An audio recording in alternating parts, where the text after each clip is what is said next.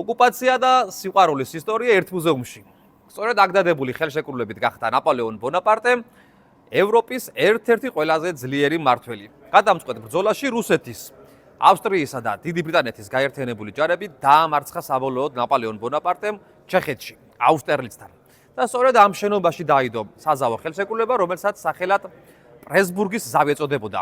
ბრატისლავას ადრე პრესბურგი ერქვა. სიყვარულის ისტორიას რაც შეეხება, ის უკავშირდება ლეგენდას, რომელზეც დიდ ბრიტანეთში შექმნეს 6 გობელენი. ძველად ქალწული ჰერა გახდათ აფროდიტეს ტაძრის ქურუმი, რომელიც სრუტის ერთ მხარეს ცხოვრობდა. ხოლო მეორე მხარეს გახდათ ყმაწვილი ლეანდრე, რომელიც ღარიბი ოჯახიდან იყო. მათი ერთად ყოფნა, რა თქმა უნდა, იერარქიის გამო არ შეიძლებოდა, ამიტომ წყვილი ღამღამობით ხვდებოდა ერთმანეთს. აფროდიტე ყოველ ღამით კოშკის თავზე ანთებდა ჩირაღდანს, რათა ყმაწვილისთვის გზა მიესწავლებია. ისიც კი ყოველ ღამით ცურვით გადმოდიოდა მეორე ნაპირზე. თუმცა სამწუხაროდ ზამთრის ერთ ცივ სუსხიან ღამეს ქარმა აფროდიტეს კოშკზე ცეცხლი ჩააქრო, ყმაწვილმა გზა ვერ გაიკვლია და ტალღებში დაიხრჩო. მეორე დღეს მისი გვამი წყალმა გამორიყა.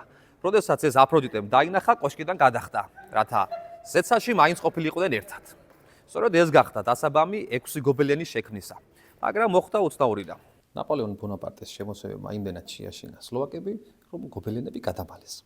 100 წლის მანძილზე არავის გახსენებია ეს გობელენები, ხოლო რესტავრაციის დროს მუშებმა შპალერის ჩამონხევისას ნახეს კედელში ჩამალული 6-ვე გობელენი.